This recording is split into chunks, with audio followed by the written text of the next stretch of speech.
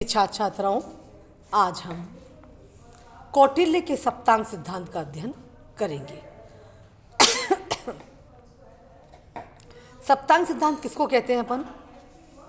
राज्य की ये जो 7 प्रकृतियां हैं जो बताइए, स्वामी, अमात्य, जनपद, दुर्ग, कोश, दंड अथवा सेना, मित्र, इसको हम सप्तांग सिद्धांत कहते हैं। पहला हमारा आता है स्वामी। कौटिल्य ने क्या बताया है कि राज्य का प्रधान अंग क्या है? राजा। राजा की महत्वपूर्ण स्थिति को दृष्टि में रखते हुए उसे उन्होंने स्वामी का नाम दिया है। स्वामी से क्या अर्थ है? आदेश देने वाला या शासन करने वाले से है।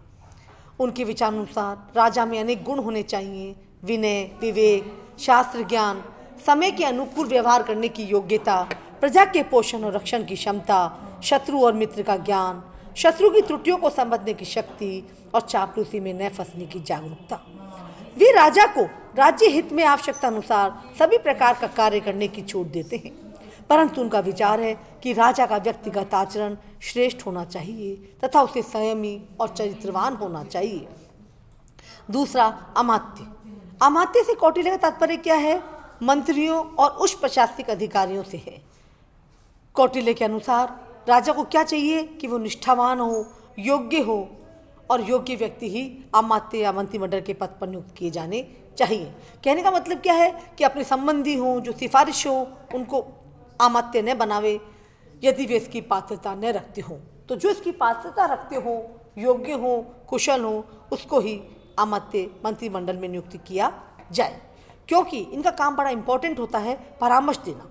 तो उन्होंने क्या कहा है कि राजकीय निर्णय अनिवार्य रूप से अमात्यों के परामर्श से ही होने चाहिए। कौटिल्य ने अमात्यों की कोई निश्चित संख्या का निर्धारण नहीं किया है, लेकिन उन्होंने कहा है कि राजा राज के कार्य हेतु आवश्यकता के अनुरूप संख्या में अमात्यों की नियुक्ति करे। तीसरा हमारा क्या आता है सप्तांग सिद्धांत का? जनपद। जनपद का क्या अर्थ होता है? जनयुक्त भूमि, अर्थात जनता और भूमि कि जनता कैसी होनी चाहिए और भूमि कैसी होनी चाहिए। उन्होंने इसका अलग अलग विवरण किया है। यानी कौटिल्य ने क्या कहा? जनता कैसी होनी चाहिए? सरल हृदय वाली, निष्ठावान, स्वाभिमानी और संपन्न होनी चाहिए, और राजा द्वारा लगाए गए करों को चुकाने की क्षमता रखती हो तथा उसे स्वेच्छा से अदा करती हो। जनता में शासक की आज्ञाओं का स्वाभाविक रूप से पालन करने की प्रवृत्ति होनी चाहिए। भूमि के विषय में क्या कहा है कि वे प्रत्येक प्रकार से पूर्ण होनी चाहिए। जनपद की भौगोलिक स्थिति ऐसी होनी चाहिए कि उसकी रक्षा कर पाना संभव हो। उसमें नदी हो, तालाब हो, वन हो, खाने हो, जलीय व स्थलीय मार्ग, उपजाऊ मिट्टी, हर प्रकार के पशु पक्षी, दुर्ग और पर्वत होने चाहिए। कौटिल्य ने क्या बात कही है? एक बहुत इंपॉर्टेंट बात क्या कही है कि सीमावर्ती राज्य अधिक शक्तिशाली नहीं होने चाहिए। नेक्स्ट हमारा क्या आता है? दुर्ग। दुर्ग बड़ा इंपॉर्टेंट होता है, क्योंकि दुर्ग भी राज्य का उतना ही महत्वपूर्ण अंग है जितना कि जनता और भूमि। दुर्ग का काम क्या है? राज्य की रक्षात्मक शक्ति और आक्रामक शक्ति दोनों का प्रतीक है।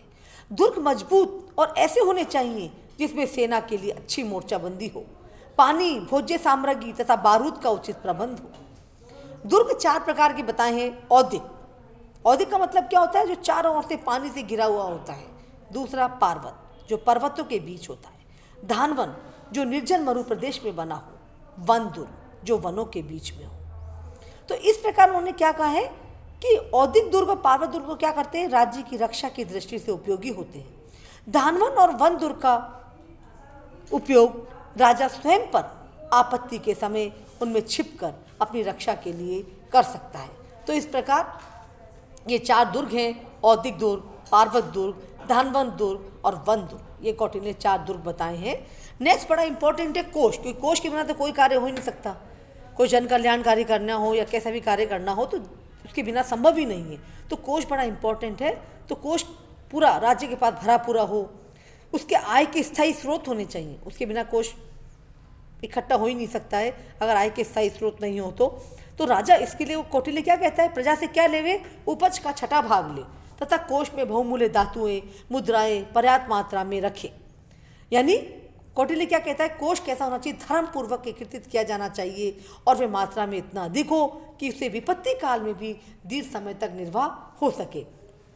और एक बहुत महत्वपूर्ण बात क्या कही है कौटिल्य ने कि कोष संग्रह में जो व्यक्ति लगे हुए हैं उन पे भी निगरानी रखो, कर्मचारियों पे, अधिकारियों पे, कि ये नहीं कि वो अपनी मनमानी करें इसमें।